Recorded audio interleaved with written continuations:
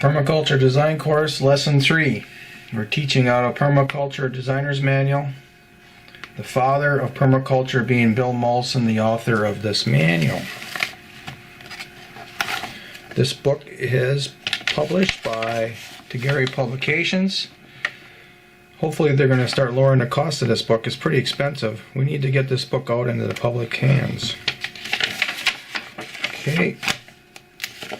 We want to touch upon some of the past lessons, and one of them is the prime directive of permaculture, which is the only ethical decision is to take responsibility for our own existence and that of our children. Make it now. The inverse of this is, if you can't take care of yourself, which in large part is the ability to grow food for you, yourself, your spouse, your children. If you can't do that, you shouldn't be having children. And with what's happening now in the world, the major event of the day, I think the odds of a new economic paradigm are rapidly increasing. And that's going to include you taking responsibility for yourself. We discussed the 3 ethics: care of the earth, care of the people, setting limits to population and consumption, which ties back to the prime directive.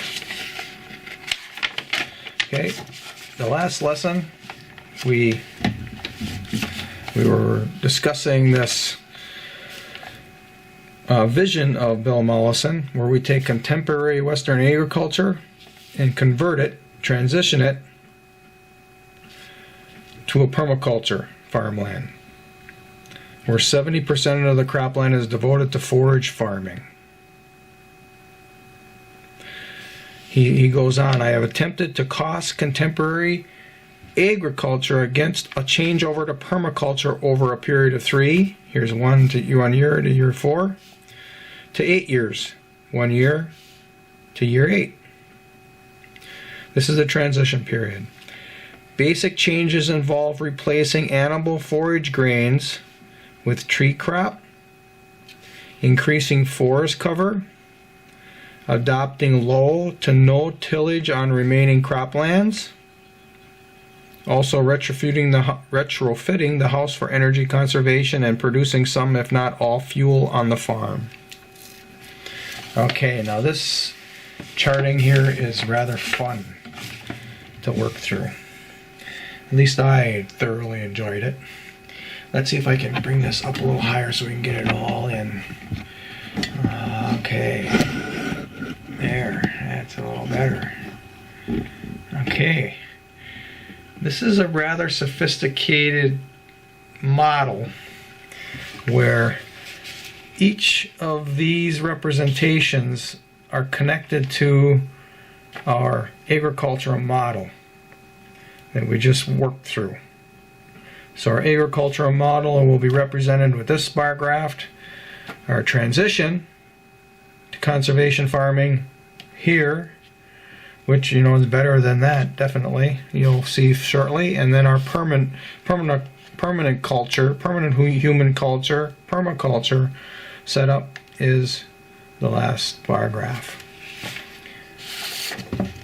Now the keys to this graph are on the next page. I actually made a copy and blew it up a little bit. It's right here. These are the keys to the graph to learn what it means. We're going to be going through this. Okay. let me fold this so I can have a little better control of it.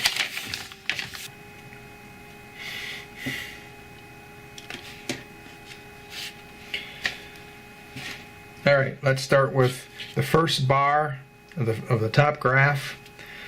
This is cash. This is cash accounting, cash dollar accounting. Cash received for the crops, not accrued. This is cash. You grew the crops and now you sold the crops and the cash comes in. Bar 1, income from total product on the farm. Sale of crops.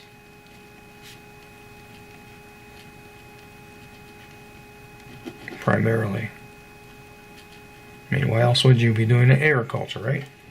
Sale of crops. Here, let's put it right in here. Crops. All right. Now, above this, it's public subsidy.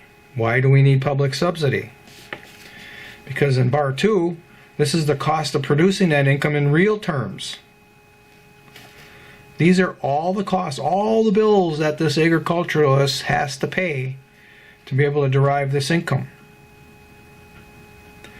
And because it most times exceeds, the cost exceeds the revenue from the crops, it has to be made up for with public subsidy. And this subsidy now encourages this behavior. If you're not allowed to lose money, they just aren't going to change their behavior. Note that any farm profits are achieved by subsidy. The dollar costs do not balance until organic farming is achieved. That's in the charts below. Farm income is achieved by reducing production costs. Farm income, you should say farm profit, where you're making more income than you're paying out in costs. So farm income, actually, that'd be right. Farm income is achieved, now parity is achieved by reducing production costs. If you do a really good job of it, you'll have excess. Okay, the capitalists call it profit, but in the old ways, we used to call that a building up of capital. Capital used to be considered hard goods, and there was no financial meaning involved at all. So it's not profit. Let's take that out of there.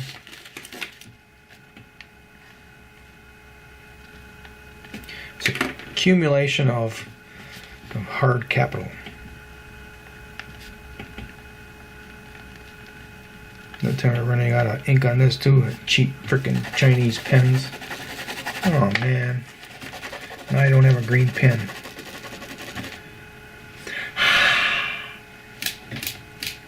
You do this, like this. Sometimes you can get that ink to go back down to the... Oh yeah, we got a little more now. We'll see how long that lasts.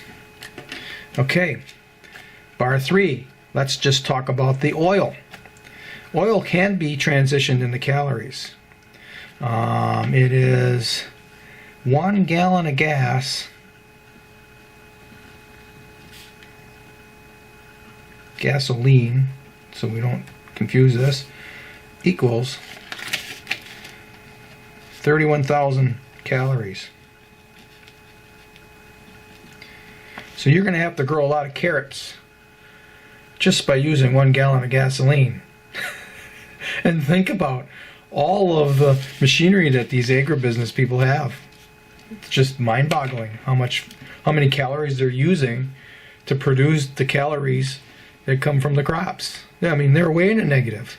I've read that some it's as high as 10 calories of fuel for every food calorie produced.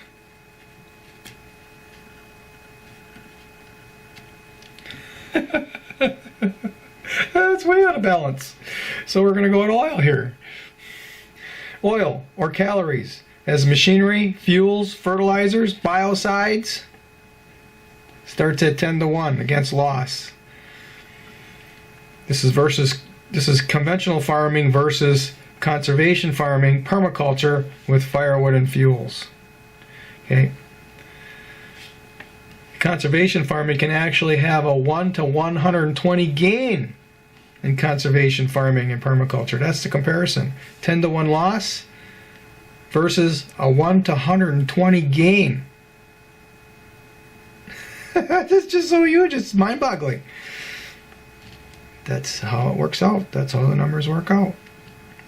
I did a course with Mark Shepard. I went to his farm for 8 days, and he had a little analogy where he talked about an apple tree, or apple trees. He talked about an orchard, how, orchards, they actually attract pests and disease because they're all so close to one another. You know, pest jumps on one tree and they jump on the next tree, you know, they breed or whatever, and then they jump on the next tree, and it's just one tree after the other of an apple pest, and it's just really easy pickings for them.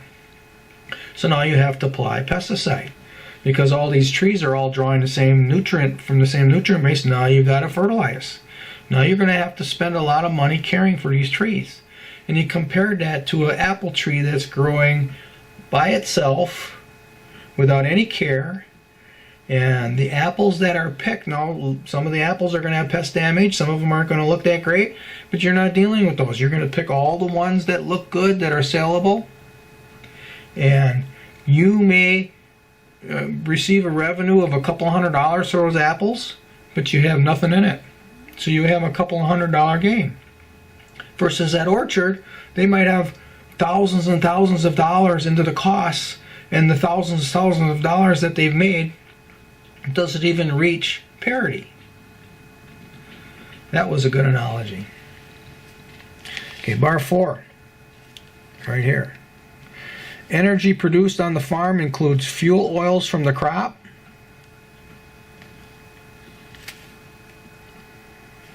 firewood, because you're going to be transitioning to a tree culture, calories and food produced from solar energy, which is a constant. But the solar energy contributes most energy in conservation farming permaculture.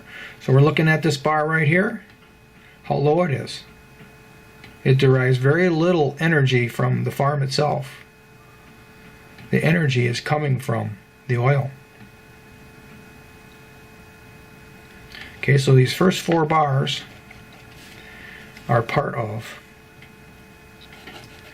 the cash dollar accounting. Okay, now let's go and compare these to the other graphs. Okay, in our transitional and conservation farming, here is revenue from the crops. Now we did derive more revenue from the crops than in conservation farming. More than likely he depicted this because of higher weight yields.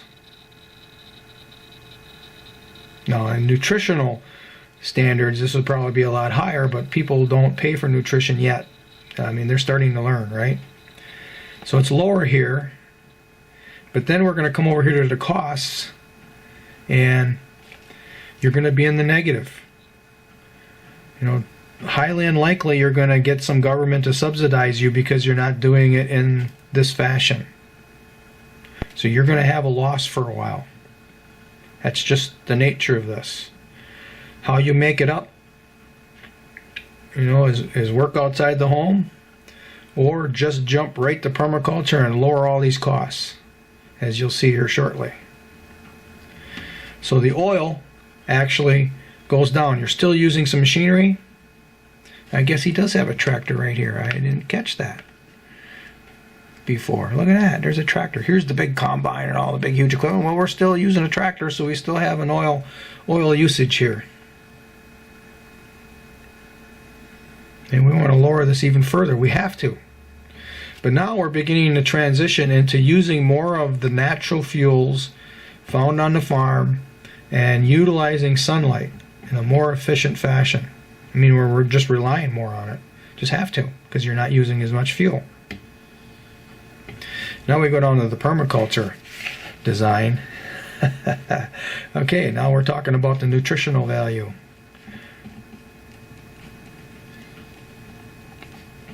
Nutritional value has to be included into this. Okay, it's not only just that you'll obtain more money for these crops because they're natural, having a higher, much higher nutrient levels, but also you're going to be eating these crops and you're going to be healthier. You won't have to run down to the healthcare industry center to be treated, because you aren't eating these nutritional less crops any longer. Okay, because you have transitioned away from all of these external input, the cost of these external inputs, now your cost is below the amount of revenue you are receiving from your crops. Again, consider the story of the apple tree that Mark Shepard told. And oil is, you can bring it to nothing if you want, but I suppose you can use it for some little chores and whatnot. What's happening is, not only are we talking about transitioning to permaculture, but we're transitioning to a smaller land base. These are broad acres. You can't, few people cannot work broad acres without this machinery right here. You can't do it. You have to have the machinery. So transitioning down to a smaller area is necessary to produce a permaculture design setting success.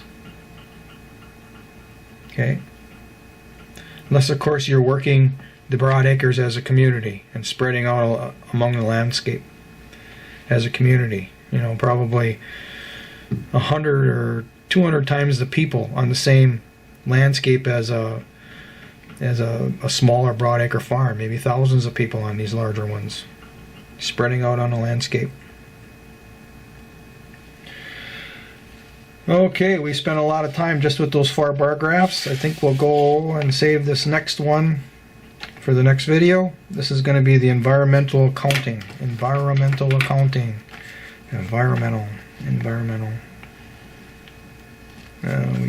We are running out of green ink. I don't know if there's ink in there or not, but maybe it is just slow. I don't know if we have any green ones around here. I like green. It's probably the only one I have, and I'm not going to the store because of the virus, so I'll just have to deal with it. So sorry. Alright. See you next time.